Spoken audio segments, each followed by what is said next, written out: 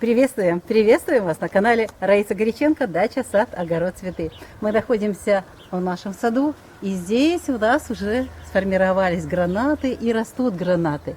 И сейчас именно нужно этим растениям вот этот препарат, очень важный препарат, который вот так называется, микроминералис фосфор калий. Но снова же не все могут его приобрести. Ищите, где есть вот эти элементы питания. Для формирования плодов нужны вот эти элементы питания. Плюс чуть позже, чтобы они были вкуснее, естественно, будет магний. Но сейчас у нас растения в основном собраны все плоды на растениях. И там нужны совсем другие будут. Вот смотрите, для того, чтобы вот эти прекрасные растения, это персики у нас тоже новых сортов, и чтобы они хорошо перезимовали, нужно обязательно, чтобы вот эти все веточки, молодые, видите, веточки, на которых плоды уже закладываются, они должны, на них должна созреть древесина. Они еще очень-очень молоденькие, видите, очень молоденькие. И они продолжают расти. У нас остается всего-навсего пару недель до того момента, когда уже закончится период вегетации. Возможно, в сентябре различные погодные ситуации. Поэтому до конца августа нужно обязательно дать возможность растениям вот этот прекрасный препарат. И это жидкое удобрение органическое, в котором есть кремний и калий. Почему так важно это сделать, я сейчас вам объясню более подробно. Кремний необходим растениям на генетическом уровне и играет важнейшую роль при формировании урожая и обеспечении его качества. Мы знаем, что кремний для растений в период вегетации способствует тому, что ткани растений становятся более прочными. Ну и значит, такие растения лучше противостоят множеству сейчас грибковых и вирусных заболеваний, а также многочисленным вредителям. Ну и активнее при наличии кремния растения наращивают корневую систему, ну и зеленую массу. Кстати, с кремнием лучше усваивается бор, который способствует процессу завязывания и формирование плодов. Сейчас мы находимся в саду. Позади сложные, очень сложные погодные условия зимы, затем весны и лета. Впереди не менее экстремальная погода. Именно в таких климатических качелях кремний очень нужен растениям, садовым растениям. Он помогает садовым растениям, делаю акцент, в первую очередь, что, связываясь с органическими соединениями в клетке растения, кремний существенно повышает его водоудерживающую способность.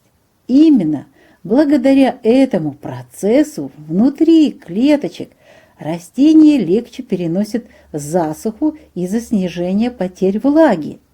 Засуха, которая испытывала наши садовые растения на юге Украины, а также в других регионах и странах, будет продолжаться и в последующие годы. Этот процесс только начался. Поэтому я для себя уже имею опыт и несколько лет провожу опрыскивание этим жидким органическим удобрением микроминералис кремний плюс калий весной один раз по молодым листьям, а также дважды в конце вегетации, в конце августа один раз и в сентябре один раз обязательно. Первая подкормка легко усваиваемым жидким наноудобрением микроминералис кремний плюс калий помогает растениям сада в знойное, очень жаркое лето. Вторая и третья, вот сейчас у меня будут подкормки в конце лета и в начале сентября, позволяют подготовиться садовым растениям к экстремальной зимовке.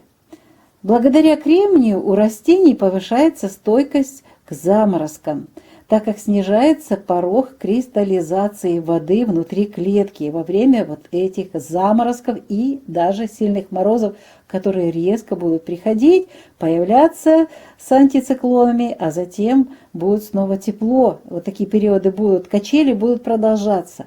Важность этого процесса на уровне клетки растения в сложных климатических условиях просто сложно переоценить.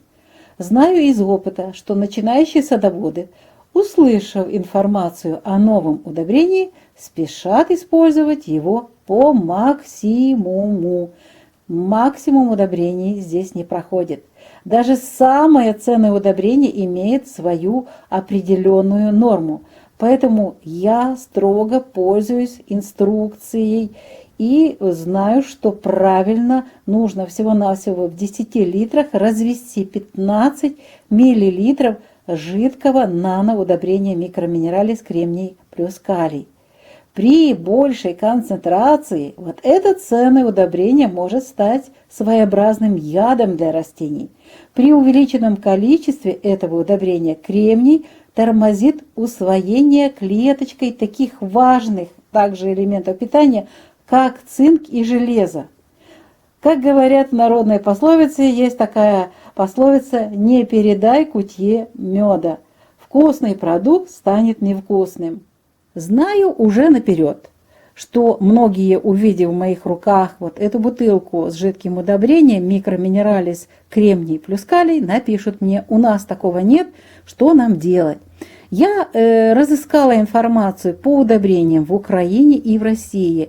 Это может быть и предприятие, и само удобрение может называться. Поэтому в Украине, кроме микроминералиса кремний плюс калий, ищите Quantum Aquasil, Келик калий кремний, Интермак алкалин калиевый плюс кремний.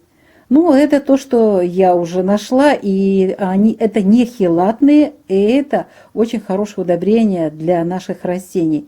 Ну и в России ищите диатомит, промцеолит, акор, флора, кремний. Я вам это все сфотографировала, показываю видео, вы можете остановить и записать себе. Ищите вот такие удобрения, и сейчас уже есть возможность у вас использовать их. Ну а в лучшие периоды для проведения опрыскиваний, то есть вне корневых подкормок, до конца августа я вам сейчас покажу. Ближайший период очень хороший для подкормок кремниевыми удобрениями, а также калий. Очень хороший период в момент, когда будем поливать и, естественно, подкармливать растения. Это 22 августа. Это у нас есть такой, кстати, календарь подкормок растений. Вы можете его использовать. На каждый месяц мы это делаем. Итак, 22 вечера можно эту подкормочку сделать и полить растения. 23 и 24 можно только рано-рано утром, если не жарко.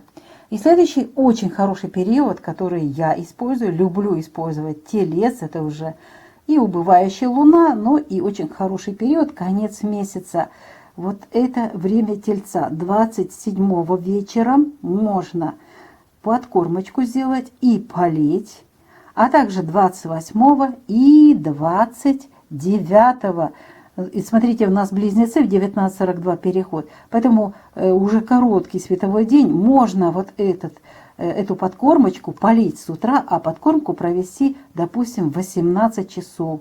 Уже в это время нет активного солнца, и можно использовать вот этот период.